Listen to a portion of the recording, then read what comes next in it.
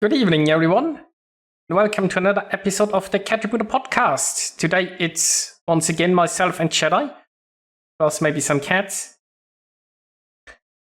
And we have quite a few dev blogs to talk about, I think. Yes, although I expect that everyone is probably going to expect us to mention the very most important thing first, which is Commander Unsinkable Sam. Oh, yes. Yes. I could pretend that actually they're adding my Sam into the game, and it just happens to bear a superficial, thing to Unsinkable Sam. But I don't think I could keep up that pretense for very long. But yeah, it's going to have an actual, meowing cat line as well. So it'll be a properly voiced commander making hopefully cute little meows in game.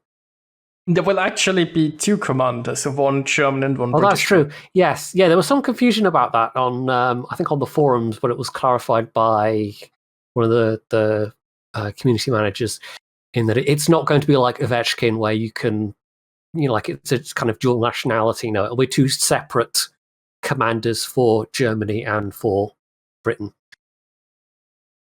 It's a shame. I don't understand why, because it's the same Sam. Yes. I don't know why they haven't done that either. But on the other hand, it means I get to have twice as many cat captains. That's true. That's true. It also means you have to spend twice the amount of captain experience to get them to a reasonable level. That's also true. But more importantly, obviously, since they have a unique voiceover, once you have one cat unlocked, you can then switch the voiceover just to cat, yes. And then you can have every captain in the game just meowing. That's true. Every cat could sound, yeah. Yeah, I since I saw that news, I was tempted to, offer my Sam services to be the voice, but I suspect, they've already got it all recorded, so oh well. It's funny when the captain competition was going in that Jingles obviously won. A while later, they kind of had a consolation prize of if you took part, if you get the right reference photos taken, we'll put your portrait in game. And I never managed to get around to it, partly because of COVID, partly because of the difficulty of finding somewhere to actually take photos up here to the required kind of studio standard. I had to go at it myself, but they weren't good enough. But one of the things I asked, well, this is obviously back when I was still CC, was, can you not just do my cat instead? Can you not put the cat? Can you not put Sam in my place in game? And the answer was sadly no. But I did ask if that was a possibility. So there you go. I am that cat crazy apparently. But this is the next best thing. It's the next best thing.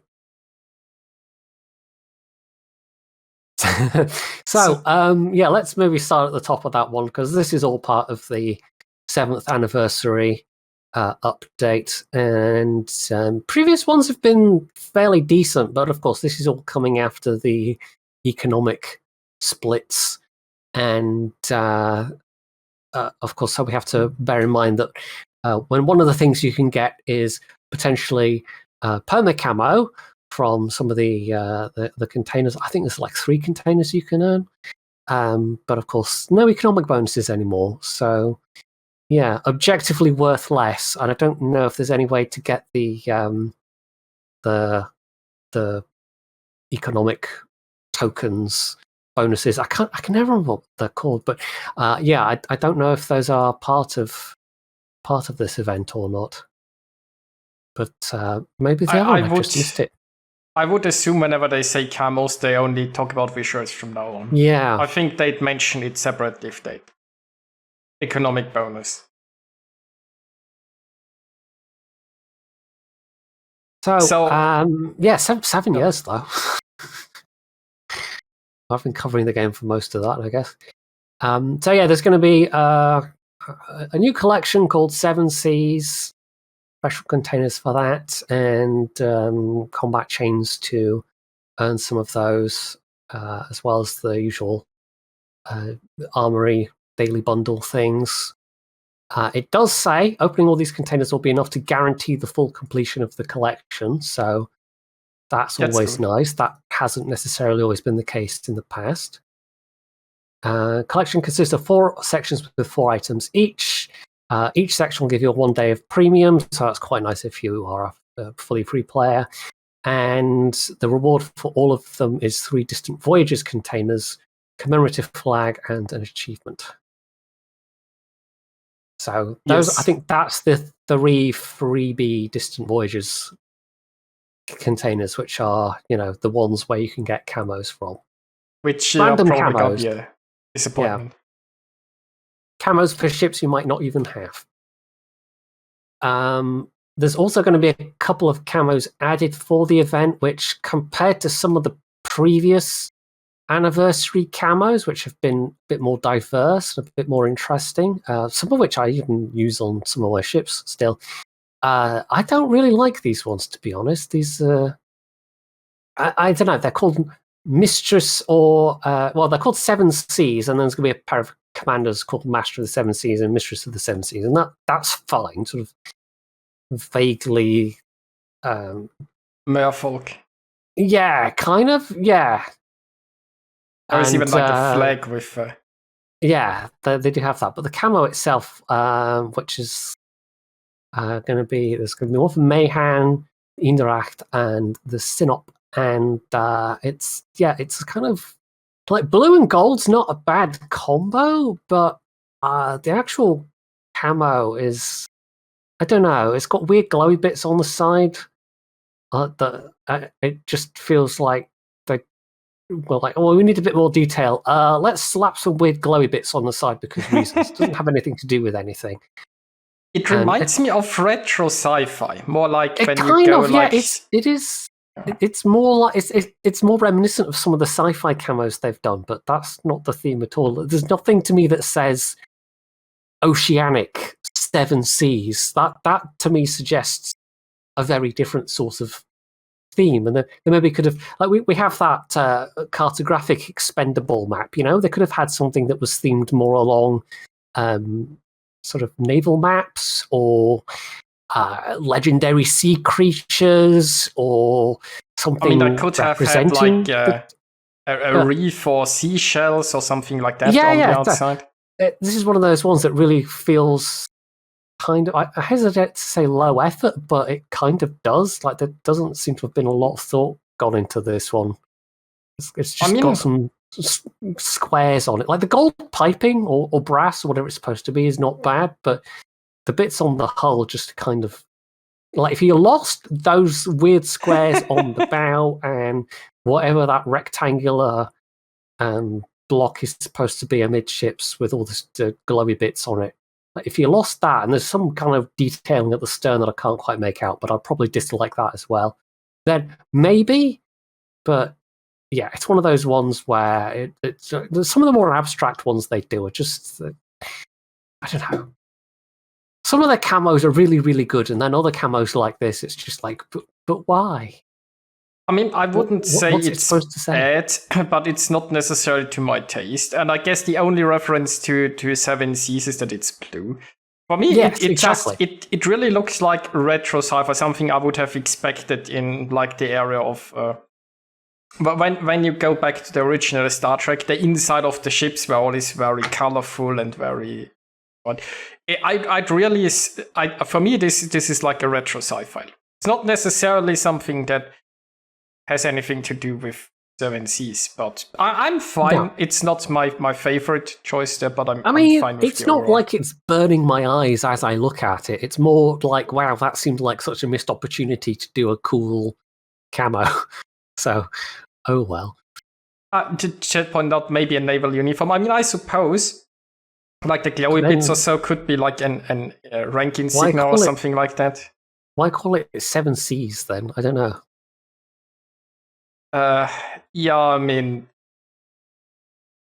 Who knows? Because it's 7 years and, we are fighting on the seas.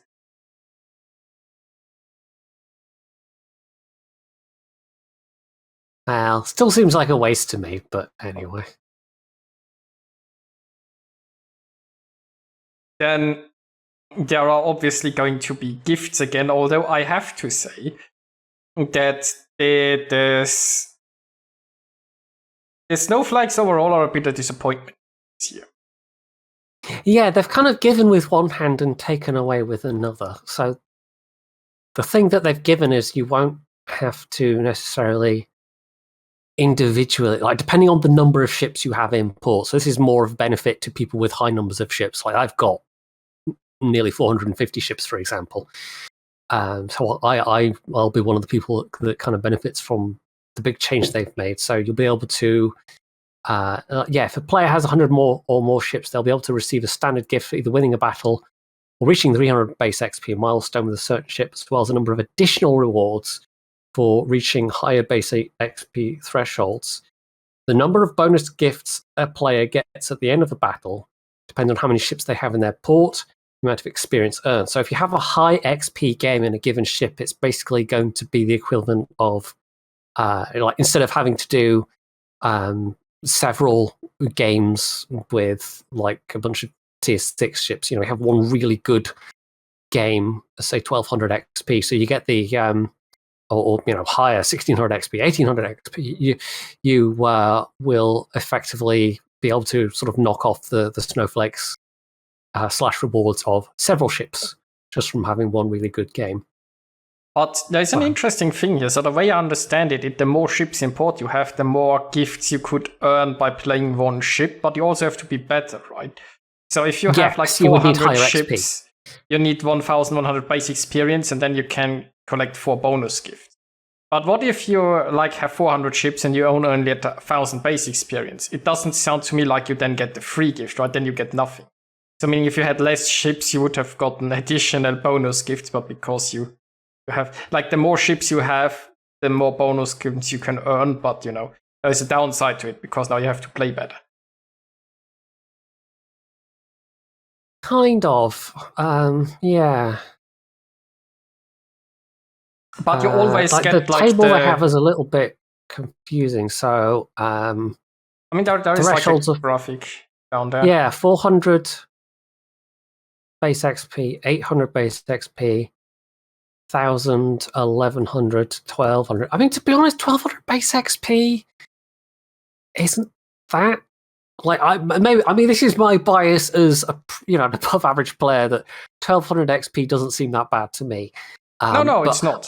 If you're trying to do this in co-op, for example, I don't even know if you can do this in co-op, but you're never going to get 1200 base XP in co-op, so you might be even struggling to get the 400 base XP to get one gift. But yeah, I mean, you can always just do it like with one victory or 300 base experience, like you did last year with every ship. So this is obviously a nice bonus, but it's interesting that they made it harder the more ships you have. And that the way I understand it, right, if you have 400 ships and you manage 1000 base experience, you get nothing, right? Which means it's not like you get as many bonus gifts as you earn additional experience. But if you're in this category, then you need to achieve this, right? Which means it's, for example, if you have 300 ships, you might earn more bonus gifts per time as with 400, depending obviously how well you play and how much base XP you earn.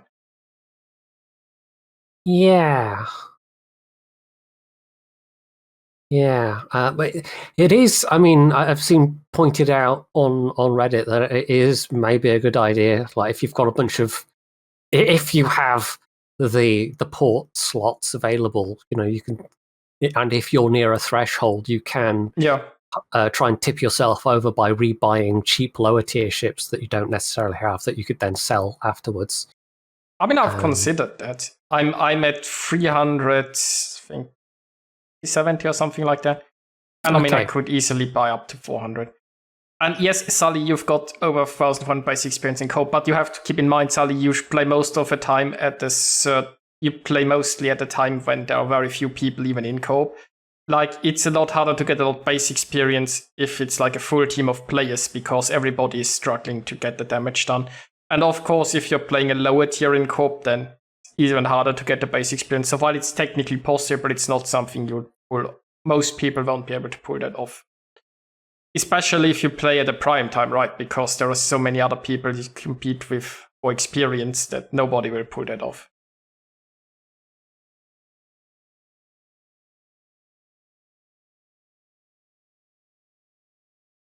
So we've talked about how you earn this gift. So what you're going to get is for tier 10 and super ships, 1 super container. So I think that was like obviously super ships, and new tier 10 I think was already a super container last year. But now the sad part is there is no longer steel and there is no longer coal. Right? Tier 8 and tier 9 you get the special bonuses and the rare bonuses container, and tier 5 and 7 will get the special bonuses container.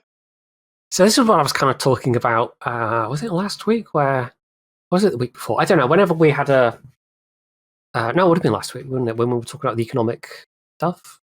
Maybe it was last week was whatever. Yeah. But yeah, the fact that split has happened now sort of means that stuff like that might be devalued, and here we are seeing an example of the fact that they've now put in the economic bonuses as opposed to coal and steel is kind of devaluing it in a lot of players' eyes. I mean, I guess if you really want to get some bonuses in the bank, that's fine. But a lot of people are going to be they're still going to have big piles of bonuses, so it's probably not a big priority for people at the moment. I'm sure there's lots of people that would by far prefer coal and steel. Yeah, the rare bonuses container gives you the blue ones, if I remember correctly, and the special bonuses gives you, I think, green ones. There was, I'm not finding it currently, but they said at some point what was in those containers. But if I remember correctly, that's... there it is, new container content. Rare bonuses includes level 3 bonuses, 3 of each type. So you get 3 of each blue bonus. And special is 5 of each green one. And I'm guessing if there's no red ones in that's definitely disappointing. No, you need a unique bonuses container. That would include red ones, but I'm not... They basically say new containers have been added to the game, right? The unique ones give the reds, the rare give blue, special gives green, and common gives gray. And now for this event, like for the snowflakes, you only get the green and the blue. But, I mean, none of those bonuses help you get coal or steel, right? They help you get experience or credits. So especially for the people who were interested in coal and steel, this is a major disappointment. Yeah, but it's I wonder if they're not only trying to slow down the credit economy a bit, but maybe try and slow down the coal economy. And the steel economy has always been kind of slow, but yeah. So it's not even going to be that as an event where you can try and stock up on some extra coal to. Yeah, that's. I think that's a real shame. Things. Yeah. Well, moving on, there is going to be like Battleship, so you can play against an AI game rather than. I was a bit confused when I saw that. It was going to be there's a Battleship minigame. It's going to be it's going to be a mode just for battleships. No, it's literally you sunk my battleship. That Battleship game, for which you need special tickets. You need entry tickets. You have to do combat missions to get entry tickets to let you play Battleship within World of Warships. Yes. Yeah. Okay. And you're not even playing against other players. You're playing against an AI. So yeah, I mean there is supposed to be a point to it in that you'll get event tokens, which you can use in the armory for permacamos, economic bonus packages for specific ships, econ bonuses, containers for signals and resources, and credits. But it all seems very convoluted. So you need to do the missions to get the tickets, to play against an AI, to get tokens, to use in the armory for various things. So, okay. I mean, it should be mentioned that you can actually open the armory in your browser. So I presume that you can also play this game technically on your browser, maybe on your mobile phone. Maybe. So it's possible that you could, like when you're out and about, maybe on the bus or so, you could log into the armory on your browser and then play this Battleship game a bit. So, because I highly doubt a lot of people will sit in front of their PC and go into the armory and play the Battleship game instead of Warships itself. But we shall see. Maybe the rewards are decent. Yeah, it doesn't specify, which perma camos or which bonus packages, so we'll see. And it also doesn't specify like the price, like how much do you have to play this game? Yeah. To earn a decent. Yeah, how many tokens will you need? So I think this is, it's the first thing they've had where, it's not been that long since the split, but it's the first thing they've had where, here's a thing where you can earn econ bonus packages. So it does kind of prove that it's something they're willing to let maybe people, like they haven't removed the idea of the like economic bonuses entirely for, like you used to be able to, in previous years, you'd get perma camos and whatever, and of course that comes with the usual camo bonuses, but of course now it's separated. So, but yeah, that they're at least allowing people to maybe occasionally earn the things. But it might be for a ship that you don't own or don't want to play, so that could be fun.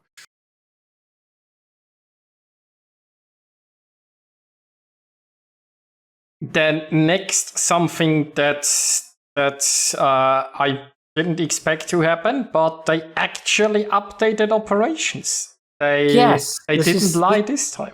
They were true to their word. This is probably one of the more substantial things in this article. So we now have quite a bit of detail about what they're going to do with operations off the back of the announcement that yes, they are returning. So we actually know that they're returning in patch 11.8, and that essentially it's going to be like a random queue for operations. You'll still be able to do full divisions and select a specific operation. But yeah, all the I don't know if they say all operations that are in the game, but I don't know if that includes things like Dunkirk, for instance. Yeah.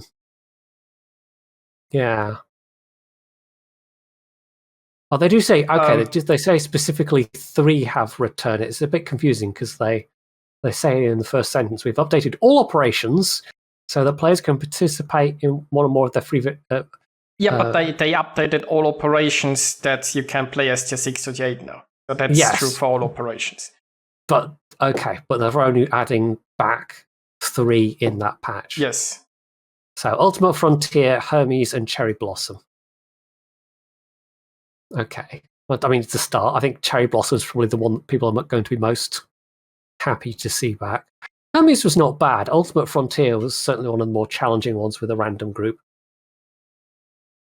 I mean, it will be interesting because now if you play an operation, you'll just get a random, like for random battle. You don't know what you're gonna get. Yeah. And you can basically queue every tier 6 to tier 8 ship. Yes, and it will put together a team. I'm guessing potentially a team across multiple tiers, and that will affect the strength of the bots and post-match earnings. It says. In addition, the fee for re-entering the battle on the same ship will be removed, so that's going away. There's not going to be a cooldown anymore, which you can pay credits to skip. So, yay! Yeah, I mean, definitely a good change.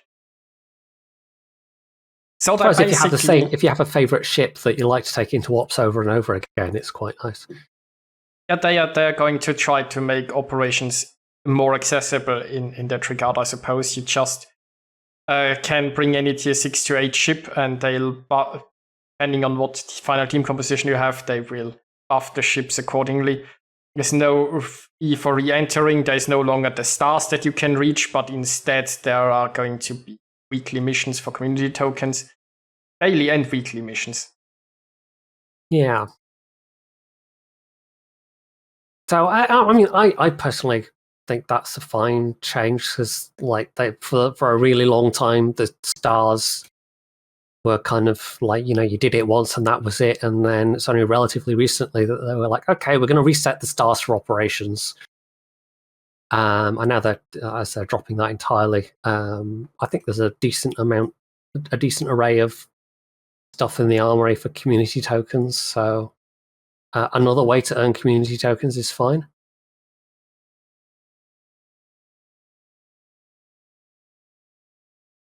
There's no mention of if they're going to keep the kind of current restrictions as opposed to other like missions, the mission chains, because there's an awful lot of them where it's only random or co-op and operations aren't counted. So possibly that won't change. I mean, I presume this is going to be a test to once again see how popular operations are going to be, and based on how many people they get interested, the more effort they'll put into it. Maybe, yeah. I mean, almost certainly there's going to be a big spike of interest when the patch goes live, and then they'll have to wait a bit to see what the true numbers are like, as it were. But hopefully we at least get more ops being added over subsequent patches as well. Yeah, I mean, if this is a success, maybe they'll focus a bit more on it again. But you never know what the future holds. But I think it's a good step. And finally, they not only talked about operations, they actually true to the word and bringing it back. So yes, that's nice. Well done. Given that we did have to wait an awful long time for this to happen, it's nice to see actual, momentum going on it sooner rather than later. So, yeah, thumbs up for that. Then next up is something interesting that I hear for the first time. There are going to be reload mechanics changes. I'm not sure where that came from, but interestingly enough, they are going to change how the gun feeder commander skill works. That helps you switch shells. So now you don't necessarily have to have your guns completely reloaded. The skill might even benefit you if you are still reloading and switching shell type. I think that's pretty nice. I don't use it on many captains, but there are a couple of captains where I do, and that having to wait for, like, if your guns have managed to get out of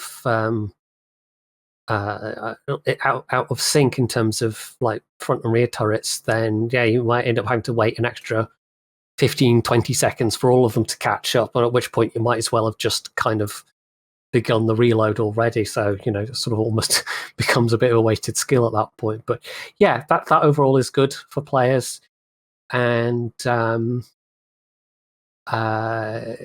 actually changed some shell parameters there, so that's interesting. It does maybe open the possibility to different types of shells having different reload times in future. I mean, I don't think they'll do that, but if individual shells now have this new parameter, and you've got, say, in theory, you've got one shell being a lot heavier than another shell, then potentially, you could have your AP and HE have different load times. I mean, that would be an interesting mechanic. Yeah, certainly. I mean, it could be, potentially an interesting way of differentiating different ships. But it might be one of those things where Wargaming goes, no, too complicated for players, even though we've done all these other things that are complicated for players. Yeah, they're never quite consistent with that. They might do that. I don't know. That's just kind of, just random speculation at this point. They have actually nerfed it slightly, though.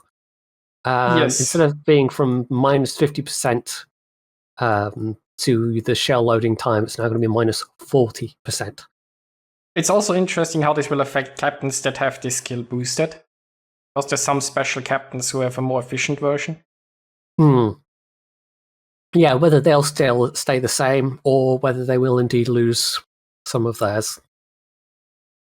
But yeah, if you only ever switch shell types when their guns are fully reloaded, this is now a nerf for you. But if you want to switch your shells while one turret is still reloading, or even if all are still reloading, right, this might be a buff too.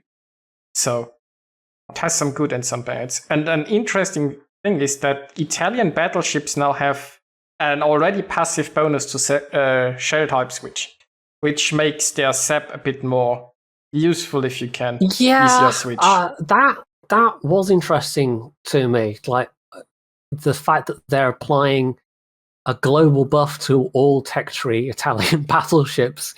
Like that's it's not a hugely obvious buff, but it does give them a little bit more flexibility with switching between AP and SAP. But yeah, it doesn't necessarily address the shortcomings of Italian battleships, but it's a bonus that they will now have, a bit of extra sort of flavour for the line, I suppose. So yeah, and the fact that will be kind of a base bonus means that your Italian captains with that skill will be way more effective than other national captains potentially. Which is kind of like one of the few lines I do use that on is it more tends to be Italian cruisers. So it'd be nice if Italian cruisers got that as well. The ones that use AP and SAP. But yeah, it is just battleships. So I guess the battleship stats must be lagging a bit if they decided that they're going to implement this global change. I mean, I don't think the Italian cruisers need much help. And their SEP is relatively brutal against destroyers already, so you don't want to make it easier to them to... It's more the switching shells from, like, SAP is usually my go-to, and it's those opportunities when you want to use the AP. It's more going the other way from the SAP to the AP that it will be more useful from my personal experience. That's true. But once again, it's not like your guns reload that long anyway, and you can always take the captain's skill. Unless you're in Venezia. Where it's like a 20-second reload. But that has such a brutal broadside that, yeah, it has a 20-second reload for a reason. So, yeah. So, yeah, that's interesting. Buff to Italian battleships. As we sometimes say about these buffs, not the buff anyone was expecting or really thought they needed, but they've done it anyway, so there we go.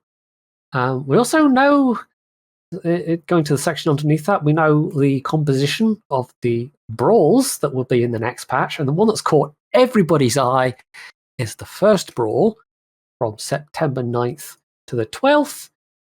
3 versus 3 Tier 8 aircraft carriers.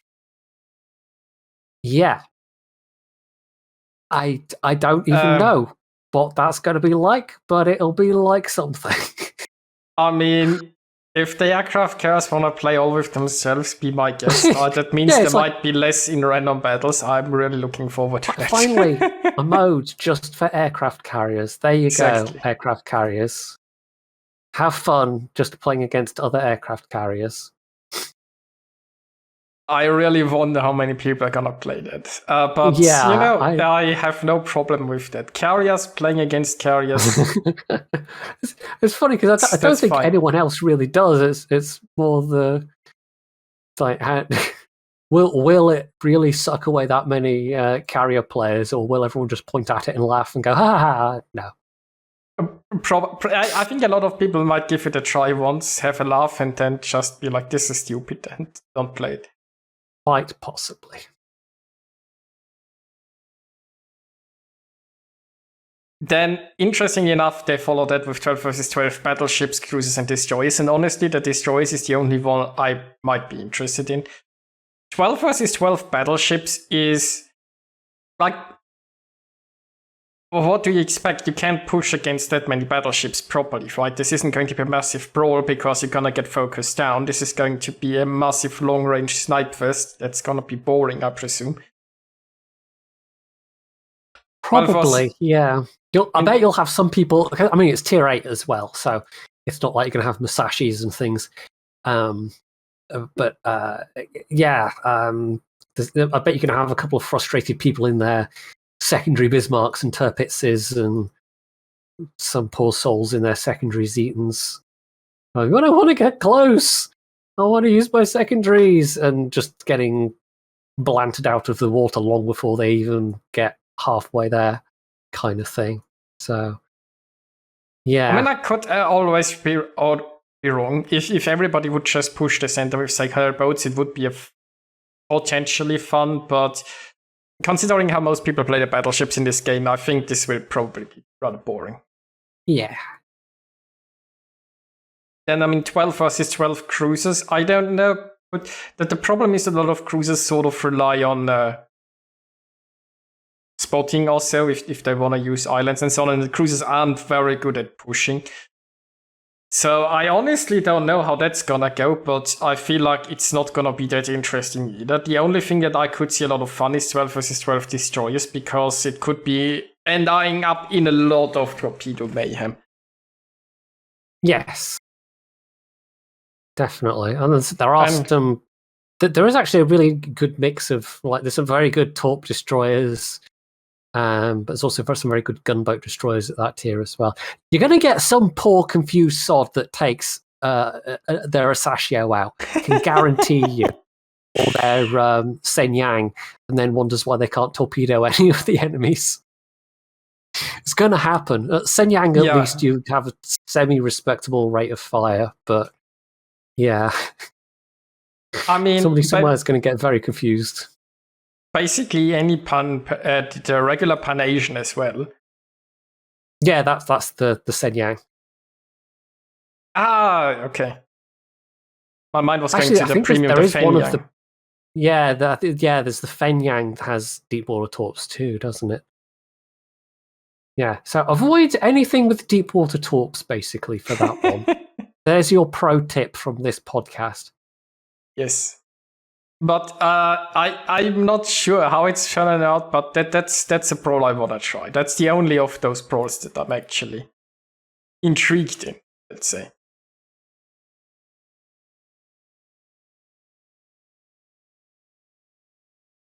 Well, then we come to new content added to the game, Sea Lord Permanent Camouflage. I mean, we've talked about this camos in the beginning, I suppose. It's the same as almost the same as the anniversary stuff. But now it has really, like a figure in the front. It's more gubbins, basically. It's like the other one is the stripped down version of this one, essentially. Yes. And again, I am failing to really see a connection between what it's called and what the actual camo looks like. Again, kind of quite a sci-fi looking camo. With a mermaid figurehead, though. Yes, that at least has some relevance to, it's not even a proper figurehead. It's like, it's two figureheads. I don't know if you can kind of like zoom in on the bow of the ship, but it's two figureheads pointing forwards. I would presume one is the female and one is the male, maybe. Yeah. But it's still odd.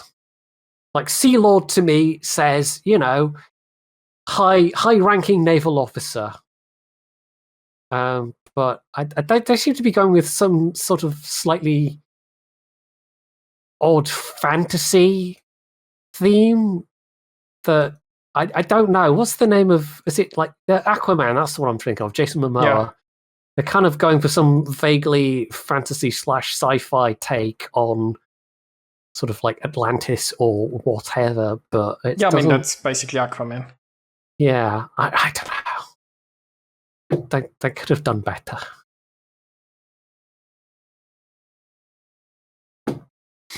So then we have the flags and the Unsinkable Sam.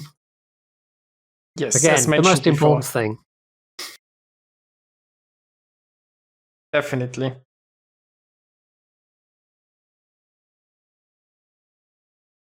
So then they have added alternative versions of the tactical. What was a tactical container? I honestly don't remember. But yeah, the bonuses container, it does say. Does it say what's in the tactical containers? Don't think it does. No, but they added new ships to Super Container and Steam Super Container list, and they added new ships to the premium ship containers and so on. So yes. So yeah, that at least just kind of kept up with some of the more recent ones. I mean, considering that you can earn quite a few super containers, it's nice that they've updated the super containers. But even yeah, I mean, you still get a fairly low chance of getting a ship from a super container, Yes. but it can happen. Yeah, they do have. I mean, they've added the Maya to the tier 7 premium container, which is nice. Oh yeah. What else has been added that's notable? Not that much. Some of these are not that new. I mean, Hornet, I don't think you can buy. Shlakov's not particularly popular. Brandenburg. Hasn't Hornet been FR25 released definitely like not popular. a few weeks ago? Karl von Schoenberg, Repulse, and Bjorn. So there's not that many amazing new additions there, but yeah. I mean, it's just like an update that has been missing for yeah. Some of those like tools has been around for a long time. Yeah, it just goes to show some of them, like, they don't add new stuff to the drop list that often. Which, it's one of those things where it's good if you already have a bunch, or most, if not all, of those ships. And it's like, okay, these are new potential drops that I can get from these containers. But if you don't have any, it kind of just like dilutes the pool even further. So, I mean, swings and roundabouts. Well, depends if like the new ships are good, right? Like if you were aiming to get one of the old ships, then obviously if there are more ships in it, the chance decreases. But it's not like they just added a bunch of bad stuff.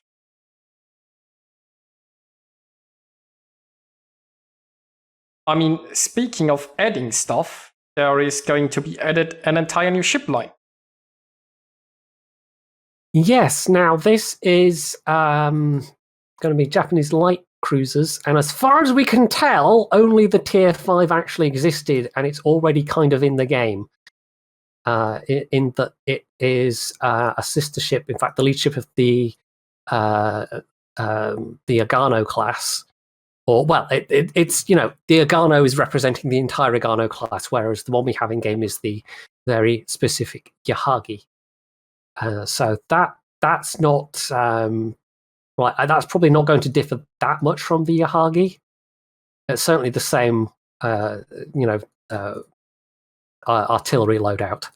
Now we did a little bit of investigating before the stream. There was a follow-up light cruiser class that was supposed to be 2, but only one of them was actually finished, and this was the Oyodo class. One was finished, one was laid down and not finished.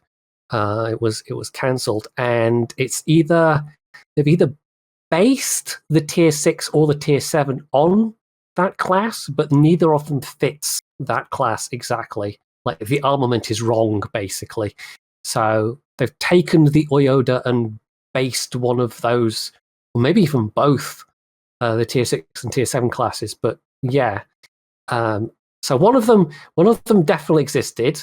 One of them is sort of based on a ship that actually existed, and then the others seem to be entirely, made up or based on paper designs or whatever.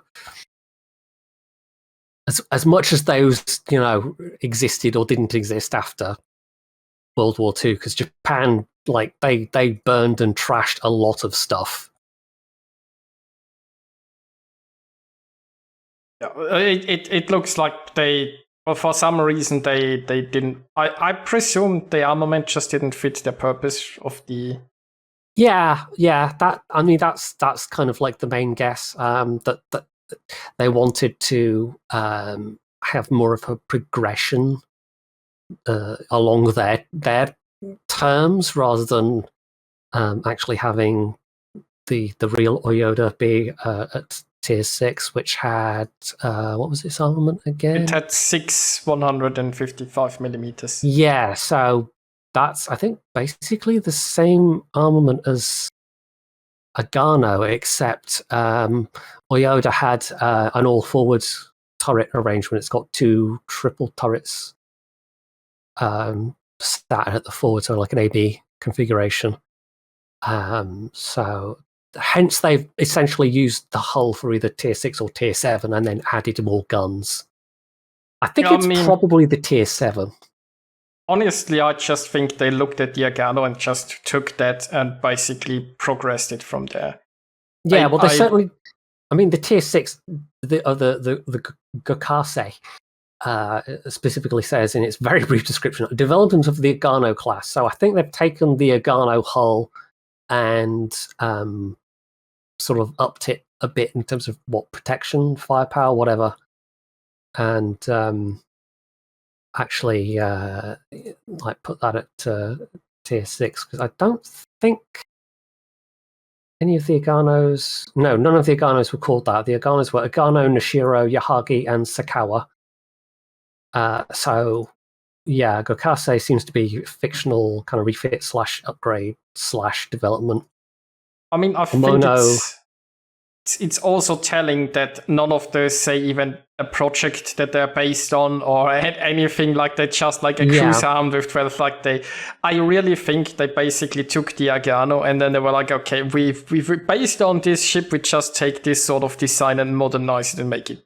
And I wouldn't be surprised if the Agano is the only thing that has any connection to anything realistic.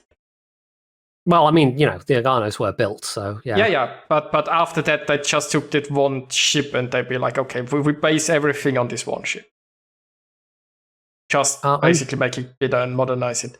I mean, I'm pretty sure if you look, it's kind of hard to tell from the relative angles, but if you look at the tier 7, the Omono, and then you look at like the profile of the Oyodo, that like the armament is wrong, and they don't know if they've like moved the back section of the ship around, but I don't know. Yeah, but just look at like the Gokase and then look at the Omono. It's a progression, right? They progress on their own designs, not on a realistic design. It's simply take that. The Oyodo was a progression on the Agano class. So I guess that kind of fits, like the superstructure for the Oyodo. I don't know. We need Drac. We need Drac to look at these and give his expert opinion, because we're kind of both really, neither of us properly know what we're talking about. That's I'm true, going off one small grainy Wikipedia picture here. But based on like the text that Wargaming usually writes to those new ship releases, I feel like if there was any sort of connection to anything realistic, like even a project or so, they would say that. I would say based on that design. And possibly. Since they don't even do that, I'm pretty sure it's all just made up. Possibly. Anyway, somebody who knows more about this will be able to untangle it. So yeah, I think we probably will get Drac at some point. He might be able to go, oh yeah, this is based on this project design, or he might just go, nope, that's made up, that's fake. I mean, because the tier 10 Japanese heavy cruiser is pretty much one of Wargaming's longest standing fakes. So yeah. I mean, the lines of the cruisers overall, in terms of the hulls anyway, they look quite similar. But there are some, like, it's more the superstructure, and things like the funnels, turret layouts that are kind of the big differences overall. I mean, they just get progressively more modern, I feel like, or what they would think would a modern warship look the like. gun progression changes a bit as well. So tier 5 and tier 6 are 152mm guns. Tier 8 has 155 mils, so presumably similar performance. Tier 8 has 150. What did I say? Tier 7, I meant 155. Did I say tier 8? I meant tier 7. That presumably will have similar performance to the Megami's 155s. And then tier 8, 9, and 10 will have dual purpose 150 mils. So they might have somewhat okay anti-aircraft firepower for a given value of okay, for whatever that's worth these days. So we'll see. They've all got 610 mil torpedoes. And probably the most interesting thing is that they are reusing the torpedo deflection mechanic, whatever you want to call it, the turning mechanic that we have seen added with British battle cruisers. So that from tier 7 onwards, you'll basically have a higher torpedo coverage than the actual launcher angles would suggest. So, which is going to be a good thing, because aside from Atago and Furataka, the Japanese heavies have got pretty terrible, they've got pretty restricted torpedo drop angles overall. So that's going to be a nice quality of life thing, presumably, if the torpedo drop angles are as restrictive as the heavies. Yeah, I've also just looked at the AA, and it's pretty bad. The only good thing I can say is that the long range has actually 6.9 kilometer range, which is pretty amazing range these days for anti. Yeah, that's going to be the dual purposes. But it's not doing any damage, so. Well, what does damage these days? Like a couple of destroyers have effective AA, and that's it, kind of thing. Most ships, like it's not even like good with those numbers. Those are pretty set damage numbers there.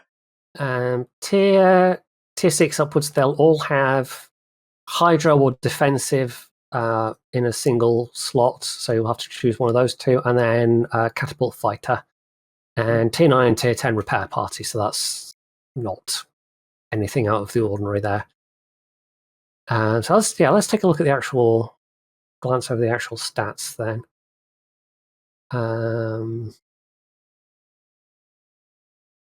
Bear in mind, these are all initial stats, but they seem like they're going to, like, the one thing it does say is that they're not going to have, in the rundown, that they're not going to have particularly good AP, so they're probably going to rely quite a lot on their HE, especially the higher tiers. Yeah, it says starting from tier 8, the AP shells have low damage. I mean, you have 150s. 150s are usually not known for their AP. It's probably... potentially. I mean, some are all right, especially even at high tiers. If you get close enough, you can start to really... especially if you have a rapid rate of fire, you can actually spank people quite hard with even relatively low caliber guns. Yeah, sure. I mean, but this is not the common scenario. Is the prime example, but that also does have the benefit of having its own special AP. Like, if you play like a Wooster, you will shoot AP eventually, but it's like about 95% of the time you're shooting high explosive. Yeah. And I'm imagining it's going to be something similar. What's interesting, though, is that at tier 10 you have actually 18 kilometer gun range on those, and you have 18. You have 18 guns. Yeah, so we'll really have to see what the ballistics are like on these. We know the Yahagi has really quite floaty ballistics. It's almost got American ballistics on its 150. Is it 152s on Yahagi? I'm pretty sure it is. And I suspect that the tier 5 and the tier 6 will have those same floaty ballistics if it's the same 152 mil guns. But hopefully the ballistics will get a lot better than that. Otherwise, all that range is going to be wasted. Possibly. Yeah. I mean, range-wise, where are we? Tier 5, 14.6. Tier 6 is going to be 14.6. Pretty decent jump. Tier 7, 17.6. That's not bad for a Tier 7 cruiser. In fact, that's pretty good for a Tier 7 cruiser, I have to say. Tier 8 is going to have... what's my place now? 18.7. Tier 9 will have 18.7, and then at Tier 10, 18 kilometers. So they'll have pretty good ranges. And it's interesting that they lose range at Tier 10 despite using the same guns. Yeah. I wonder if that's a typo or if that's intended. It might be a typo. Yeah, I don't know. Or it might just be, hey, you have so many more guns now. Mind you, it's five triples versus 6 triples, so it's one extra triple turret. So it's not like it's a pretty good increase in firepower, but I don't know. Does the reload time just get like amazingly better? No, it's a 14-second reload at Tier 10, so it's kind of almost a Japanese light cruiser equivalent of the the Venezia, like big broadside but long reload. Yeah, I don't know. That might be a typo. 18 going down in range is really super unusual. I mean, Can't I think of also any just other. saw that they do seem to have different shells, right? No, never mind. No, it might just be a type because otherwise those guns look. Yeah, but who knows? That's kind of weird. Definitely kind of weird. Yeah, so they're not.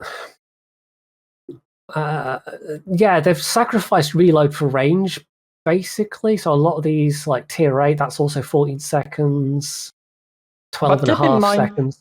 Keep in mind that means you're gonna comfortably mount a reload module and you're not that tempted into mounting a range module. Get some of the reload back. Yeah. Yeah, you'll be able to, from tier 8 onwards, be able to I don't know, tier 9 onwards, won't it? It's tier 9 you get the reload module, isn't it? It's that tier 9, tier 10 slot. Yeah, you'll be able to get a bit of extra kick out of them, but yeah, it does seem like they really want to make you sort of hang back a bit, and like you have the range to do that and be a bit safer and live a bit longer. So that's not bad, but a lot really does depend on the ballistics. A lot of light cruisers and even some of the heavy cruisers have pretty short ranges at higher tiers, and that can quite severely impact their survivability. So it's on also one hand, interesting that they have like good torpedo range and good concealment. So I think that tier 10 will come to about 10 kilometers concealment and your 15-kilometer torp range. But they are quite slow torps. They're only, 60 something knots? 57. 57. I mean, they these actually, days, they actually get slower. Yeah, that's. You can still boost that a bit with captain skills, or potentially. Do you get that module on cruisers, or is that only destroyers? Can't remember. You have the speed captain skill on cruisers. I think you can even buff torpedo damage, right? I think you can buff torpedo speed, torpedo damage, and flooding chance or something like that. I was reload. Anyway, Yeah. but they look okay. I don't think they're going to set anyone's hair on fire, but the range is probably the best thing about them, and it really is. A lot of it's going to come down to the ballistics. What are the ballistics going to be like?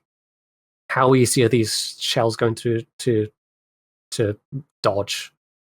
And what is its capability going to be of dodging fire in return? But the fact it's got decent range plus pretty good stealth, yeah. Oh yeah, Tom from chat has just pointed out that the turning circle at tier 10 is 930 meters. Okay, that's kind of okay. That's more like Soviet-like cruisers then. I mean, that's worse than a lot of battleships. Yeah, I mean, yes, there are battleships that could turn inside of that, sure. And 12-second rudder shift. Yeah. That's interesting because, with the range and so on, they seem like they might want to be open water gunboats, but if your ship doesn't really turn, yeah, you are even with the extra reaction time of having that extra range, that's still yeah, I mean, actually with the rudder shift as well, like Chapayev, for instance, that's 890 meters, but the rudder shift is only 7.7 seconds. So we'll see. I mean, obviously, as we always say, these are preliminary numbers, but these might not be that good at open water dodging then. But if they have, I mean, they might end up having really good ballistics for island camping. I don't know. Impossibly. So we also have some other new ships, including interesting variation of a Japanese cruiser, the Tokachi, which is going to be a Furutaka hull at tier 7, but it's going to have fast-firing, dual-purpose 5-inch guns, 127 mils. So, yeah, and it's going to have 6 twin turrets. And So, apparently long-range torpedoes. Yes. It's gonna have the 610. I mean, I'm pretty sure that's what Fur Attacker itself has. Fur Attacker is actually one of the like it's the only heavy cruiser apart from Otago that actually does have decent drop angles. So it does have 12-kilometer torps. It's actually that is longer range, I think. 10 kilometers on Fur Attacker, 610 mil, 2 quad launchers. You only have 2x3, but 12-kilometer range, only 17 seconds reload. So interesting. Yeah, that's pretty quick. So you'll have the torpedoes to rely on for those situations where you aren't able to use your main guns, which only reach to 13.6 kilometers. So, it's still better than the Atlanta and the Flint, but not by that much. So we have a Japanese torpedo Atlanta. Kind of, yeah. It even has a torpedo weird one. Yeah, so this one seems like it's going to be. Sometimes you'll get to pew at things. And a 9% fire chance for 127mm guns is actually pretty good. Normally it's like 4 or 5%. 7-second reload, so not that fast for the caliber. It's certainly a far cry from the, what is it, like less than 5 seconds? It's like 4.8 on the Atlanta. You just need some adrenaline rush. Yeah. Clearly. That's a pretty quick reload on those torpedoes, and they are fairly decently damaging torps as well, 17k damage. I don't think this is going to have the torpedo turning mechanic, but if it's got the same drop angles as Fur Attacker, it does not need it. Also 5.8 on its AA range, which for a Tier 7 cruiser is pretty decent. AA is probably not going to scare too many people, though. No. Detectability is 11.8. Oh, you're at Tier 7, you don't have the module yet, so. No, you've only got Concealment Expert, so I think you can get that down to less than 11, but... Yeah, probably like 10.7 or something. Yeah. So yeah, that might be an interesting one to play in a division with somebody with smoke. I mean, you do have a hydro in the second slot, so if you played at Tier 7 with a smoke destroyer, like a US smoke destroyer, like a Mayhan or something, and that way you're able to get close enough to actually use your guns, and you have that quick that quick torpedo reload. That could be interesting potentially. Yeah. I mean, you can stealth torp, although not with that much margin.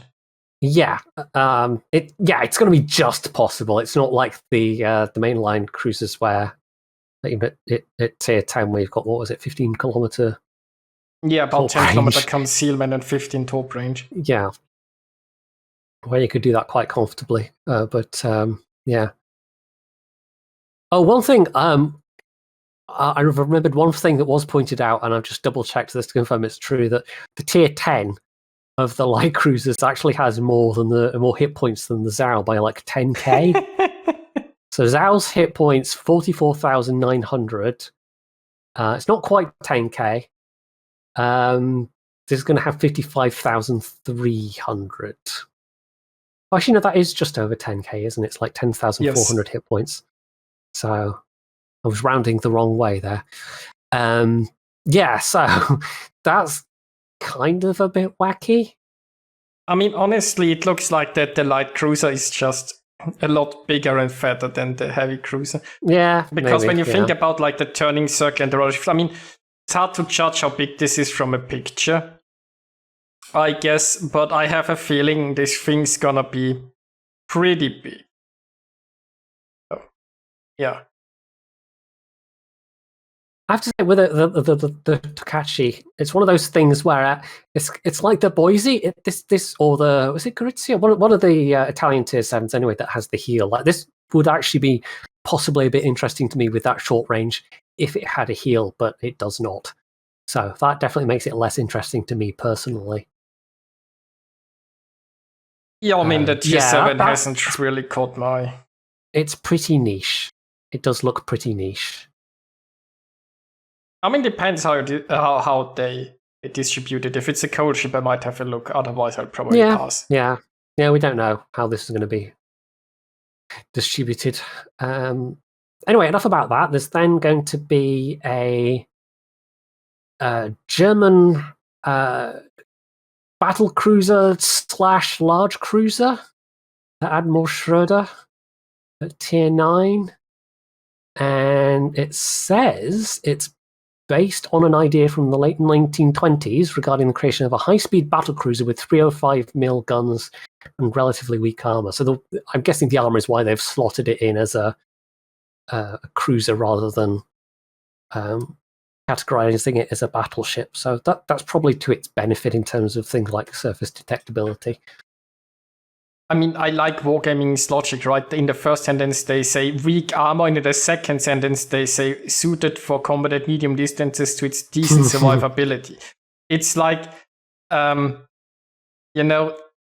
it now have weak armor or is it tanky? Make up your mind. Not bad for cruise armor. So what's this relatively weak armor? It would be nice to know how it compares to like the Siegfried in the AGF, for example. Both of which are pretty well armored for being cruisers. I mean, obviously, what the only thing they actually say is like 27 plating, which is not that bad, I suppose. Yeah, I mean that's the same end plating as the AGR and the Siegfried, but it also sort of like depends on: is it going to be turtleback? Is it not? Is it going to be? Yeah, what's like deck armor and side armor and so on. Right? Yeah. So we'll see, and it does specifically like this. This is the fact that it's a 1920s design specifically puts it before being one of the many sort of 30s era Kriegsmarine, Nazi era designs. So it does have that sort of differentiation going for it at least. But I suspect the gun stats are probably going to be very similar to the existing 305 mils that we have on things like Aegir and Odin and Pommern and so forth. I mean, also they say something about, I think, decent secondaries. The problem, of course, is that cruisers can no longer spec into secondary skills. You have an 8-kilometer base range, but you cannot get the 20% from a skill because you don't have that skill. You can only get the 20% from the module. Yeah. You have to have something baked in like Napoli for it to be really worthwhile. And even then, Napoli secondaries are a little bit gimmicky. Yeah. I mean, it's always hard on a cruiser to use, because even if your cruiser is somewhat more well-armored, you're still a cruiser. Mm-hmm. And battleships will still just love going through your nose.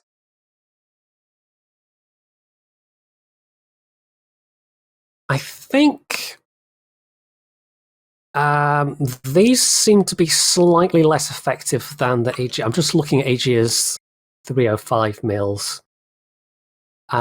So the high explosive, same pen chance, but 3,400 damage versus 3,600 on Aegir, and 5% less fire chance.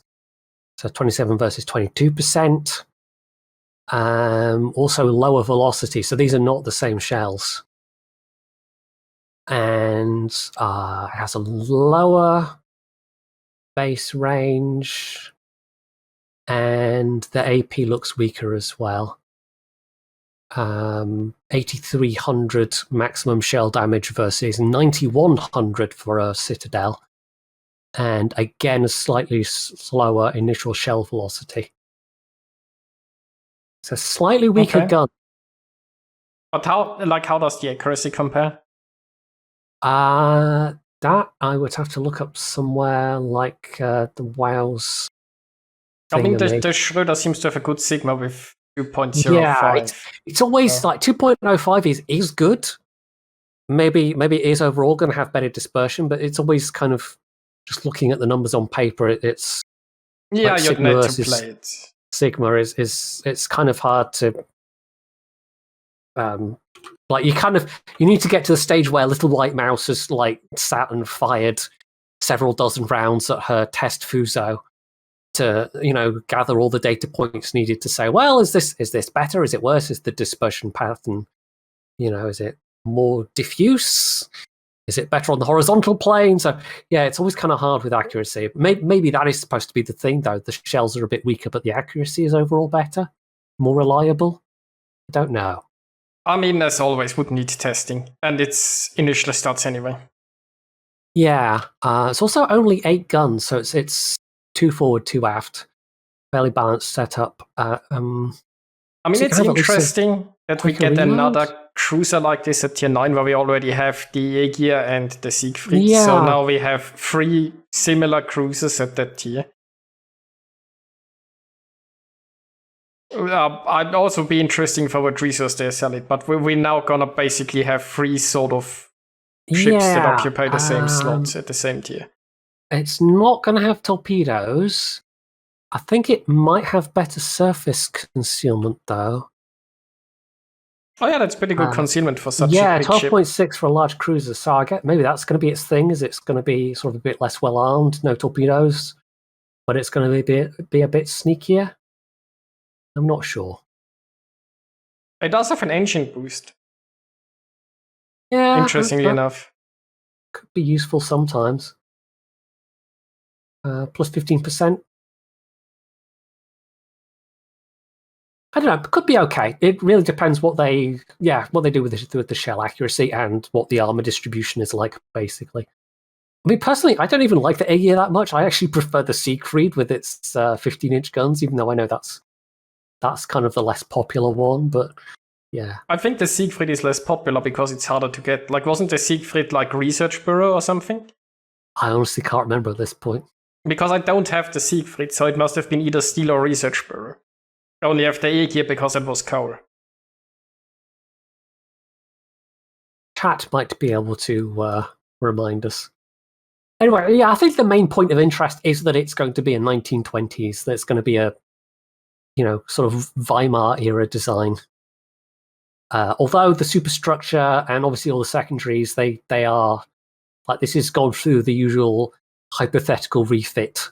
So this is not going to be a 1920s looking cruiser. It's a 1940s looking cruiser in terms of its dressing and its secondaries and its AA. So it's, what if this thing had been built and what if the Nazis had refitted it for the 1940s? So chat has confirmed Siegfried is Research Bureau. Okay.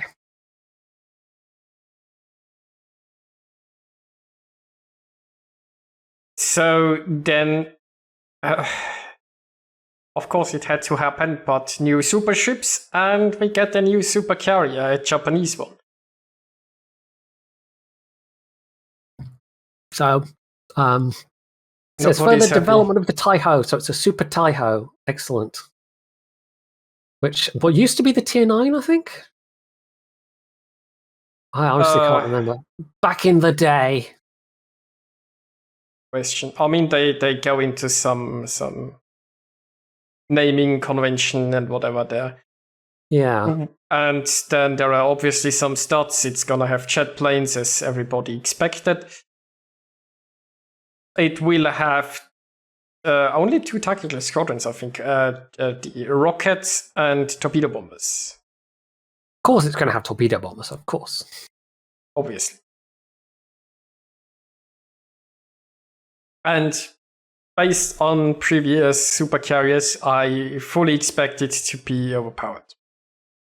Yeah, the Japanese armor-piercing bombs can be quite nasty as well, so... Yeah. What does it say for stats? Not that the stats are going to mean that much to me, or for a carrier. Yeah, again, it's all preliminary. Let's see.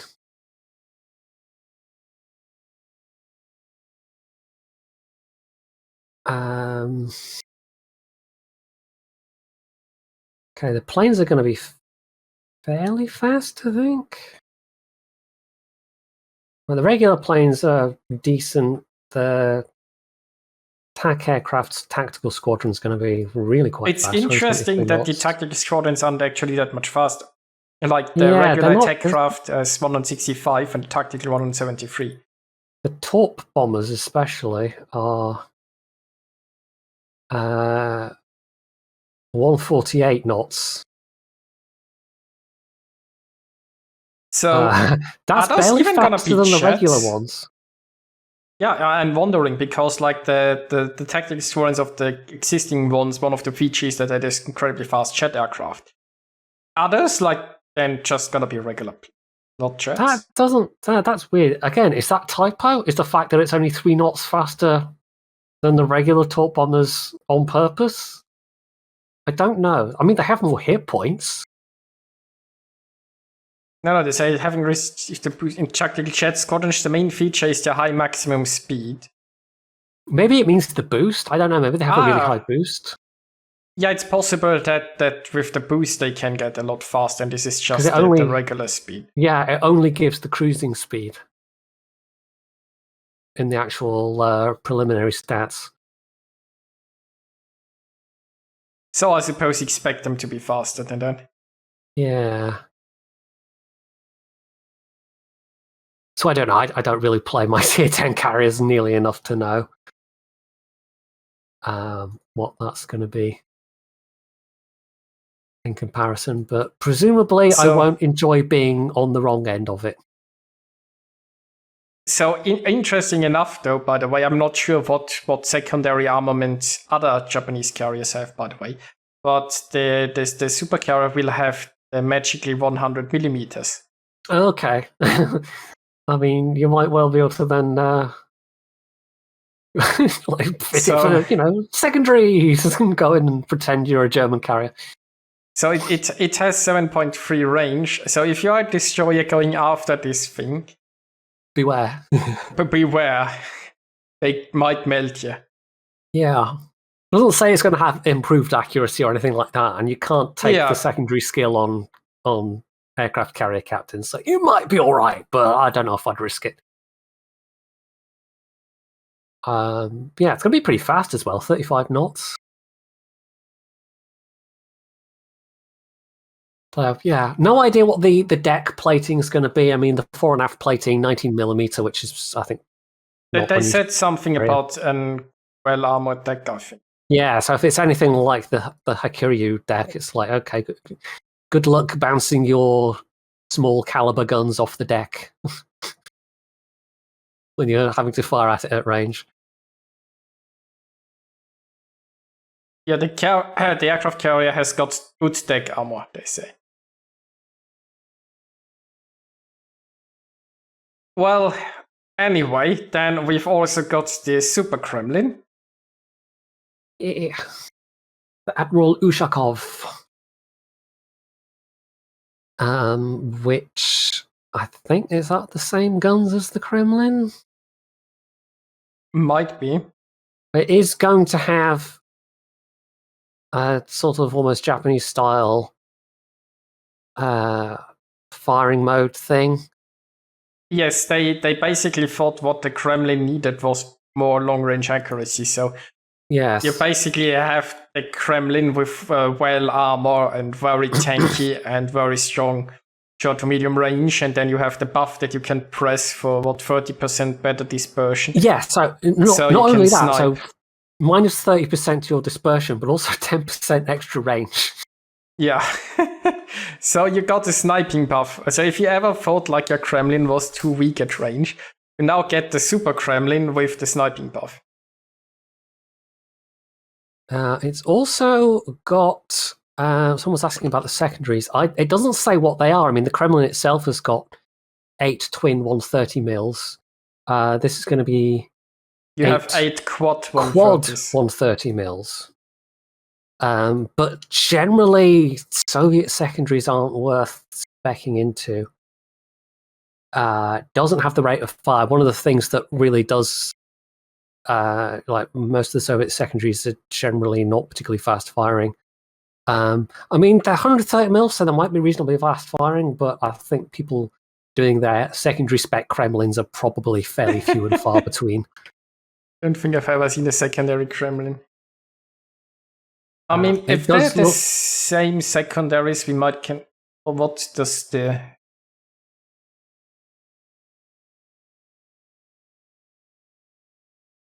It doesn't give a designation for what kind of gun they are.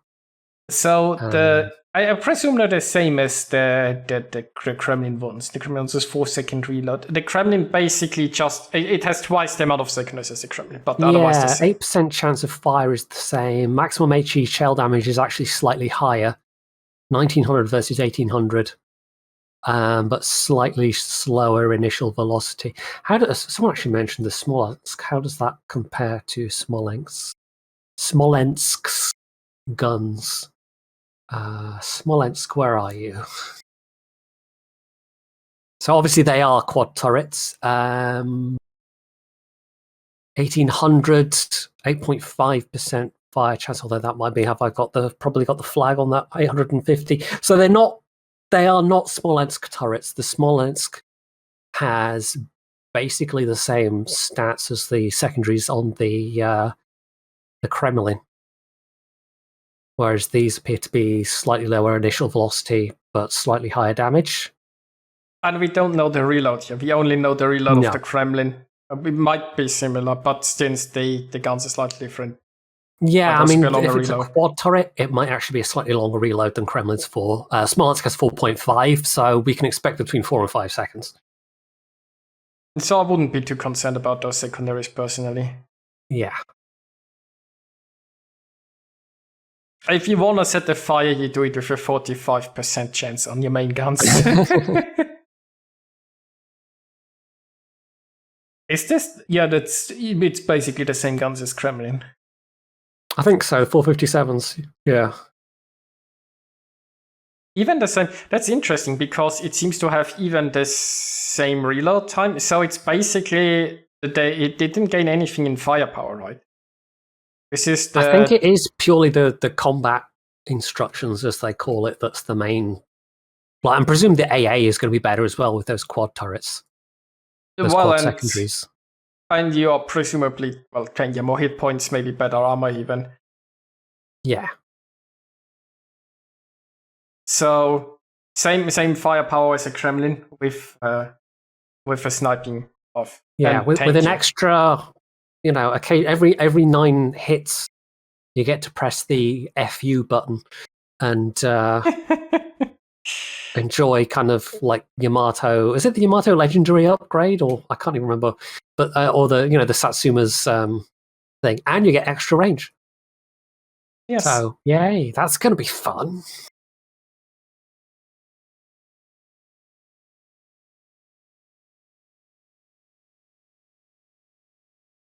Well, I think that basically concludes this stuff block, but there has been today another ship. There is announced. One other. So, the Dutch destroyer Trump. Yes. Now, it's technically a light cruiser, but they've decided to... the Dutch classed it as a light cruiser, but they've decided to put it as a kind of large destroyer, essentially. So, yeah, I presume this was an actual ship. I know there have been ships called the Trump. I mean, they say officially classified as a light cruiser, so that sounds like it existed. Yeah, otherwise it couldn't officially classify. HNLMS Trump. Is it going to be the Trump class? What it obviously realistically didn't have is the ability to magically conjure planes, but this in-game Trump will magically conjure planes. Yes. Yeah, I think this is the 1930s Trump. This was a kind of a small light cruiser / destroyer leader. I mean, they were specifically designed as destroyer leader cruisers. So 150mm guns. This is very high tier for a ship of, like, most ships of that era tend to be rather lower. But yeah, this is one of the ones. I mean, since they basically put the cruiser into the destroyer class, that probably makes up for it. Yeah, this is one of the ones that actually survived the war, which was not true of that many Dutch ships, which is interesting. So it's going to be fairly slow, probably because it was kind of a cruiser and not a destroyer. Yeah, it's decent speed for a cruiser, but slow for a destroyer. At where was it? 33.5 knots. Yes. So yeah, surface detectability. Again, that would be amazing for a cruiser, but for a destroyer, 7.3 is not that good. But you'll be able to get that down to 5.8 around, so pretty decent actually. Yeah, that's that. I mean, that's competitive at that tier. Kind of weak torpedoes, but quick reload, and 150mm guns with an okay range. But being 150 mils means you will have a slower rate of fire, which it should say here sometimes. Yeah, 8 seconds. But I mean, 150, so you got 3 times 2, so possibly decent. Yeah. I think this is more going to be of interest. I mean, the Dutch fans, I guess. The fact it's going to have decent concealment, and the fact it's a ship that actually existed and actually served and actually survived World War II, that will be of interest to some people. Interesting enough, though, it doesn't have a heel. No, it does not. But that might change. That might change. Yeah, just damage control party and engine boost. There's not going to be a smoke either. So you're absolutely going to rely on that stealth. Which is a bit interesting because you don't have a heel and you're very slow and you don't have a smoke. So if you get caught, you're in trouble. If somebody with radio location decides to run you down, there's literally nothing you can do about it apart from pop your engine boost.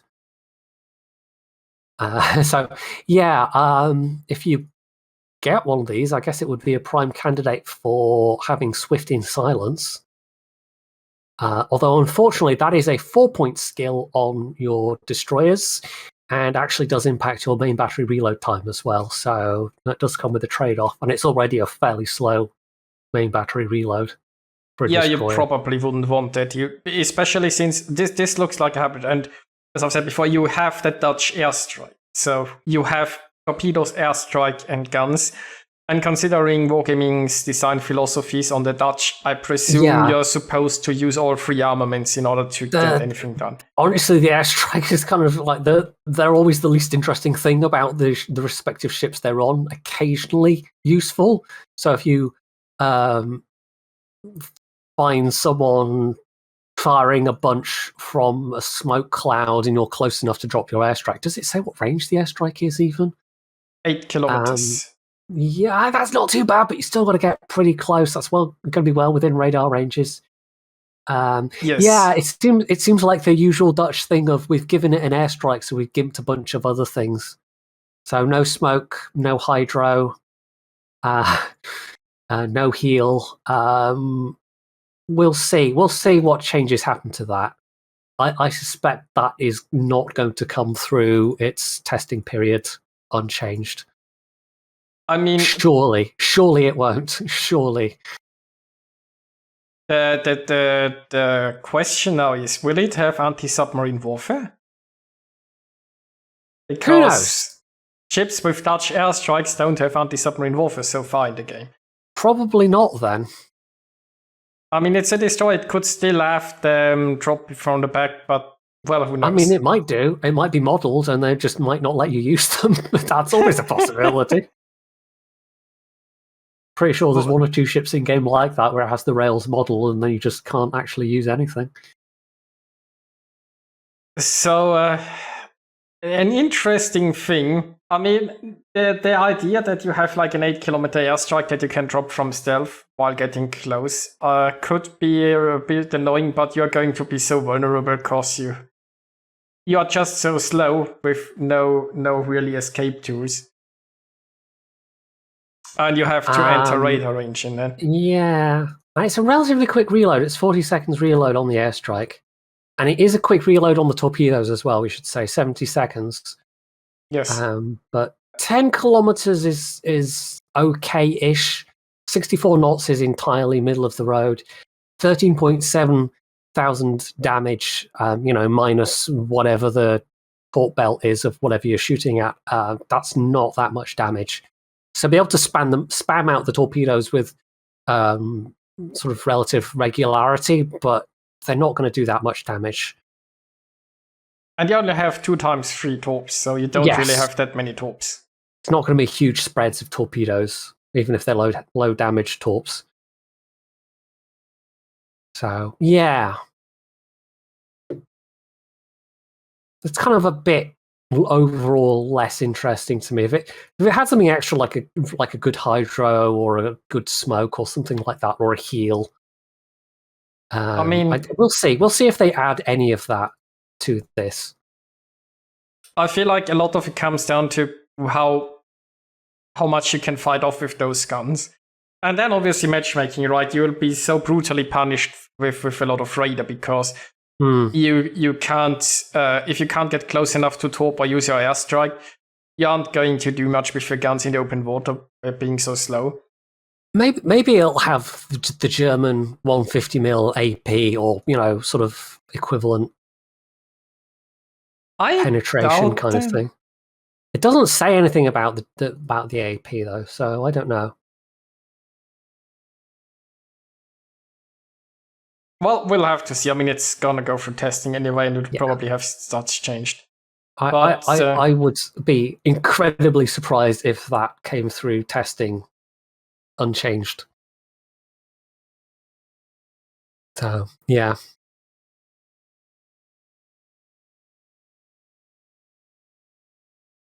So we pretty much done, but we do have one last bit of real world news to finish off with. And I actually saw this referenced on Reddit, and then somebody had helpfully linked one of those sites, one of those sort of more local-ish news sites where you couldn't actually then open it anywhere in the EU. So I had to go hunting for another source. But yeah, it's Texas news, and it's good news for the Texas in terms of its preservation. So they've basically they've settled on where it's going to be sent for its repairs. And where are we? I have to scroll down this article. It does say somewhere. They did some work earlier in the year because I think we all remember that it was it where are we? 2017. Yeah, there was a hole appeared and started listing, and everyone was worried it was going to sink. Then at that point, it was realised that they really needed to do something more permanent, and it's taken a little while to get to this point. But yeah, so it's going to be leaving its current berth in San Jacinto, and it won't be going back to the place where it is now. Since May, they've basically been carving out a path in the mud behind it so they can actually tow it out from where it is now. And they're going to tow it to the Gulf Copper and Manufacturing Corporation Galveston shipyard. They don't know where it's going after that, but presumably that will be the next stage of the process of figuring out where its new permanent home is going to be. So yeah, that's very good news. They're going in. They're going to take it in to. I don't know if it's being dry docked or not. I would presume it's being dry docked if they're going to be working on the hull, and sort of really do all the work on the hull that it's needed for the last however long, and hopefully preserve it for another 100 years. Who knows? We've had HMS Warrior with us for longer than Victory, and that's still going fairly strong, although that's not been sat in the water. So yeah. Who knows? But it's very knows? good news for anyone that's a fan of, Texas. history stuff and ship stuff. And, Texas is one of the few veterans of one of the few ships that's seen some sort of service in both world wars. And it's really, it's a real relic of the early dreadnought age. Even, Texas was laid down less than half a decade after. Well, dreadnought was 1906, and Texas was like 1911, something like that. No idea. It's this is from the real early days. 1914, so not quite. It was like 8 years after HMS Dreadnought. So a real piece of history. So it's nice to always have a bit of good real world sort of preservation news, and not this ship is horribly underfunded and is now sinking, which just seems to be more often the case. So we'll see. Yeah. It does mention a couple of places where it might end up. Might stay in Galveston, Corpus Christi. First I need to tow it and start the repairs, and then we'll see, because there's always something unexpected happening, I think, if you repair stuff. This would almost certainly, like, for a project like this, we're probably talking like a year or two. It's definitely not going to be a quick time frame. It's a battleship, even if it's small next to an Iowa, it's still a battleship. It's still pretty big. Yeah.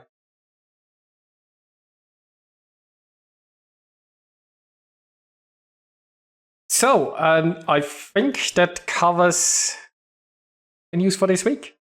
Yeah. I think so. Like I said, we'll probably try and get Drac on, and we'll probably revisit the Japanese light cruisers and see how much basis they have in reality after Tier 5. We'll figure out what Drac has to say about them. Yes, and the other ships as well, of course, like Tromp and so on.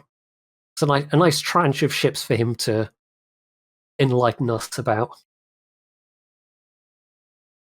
So, I hope you guys enjoyed today's podcast. We'll be back next week, and have a good night, everyone.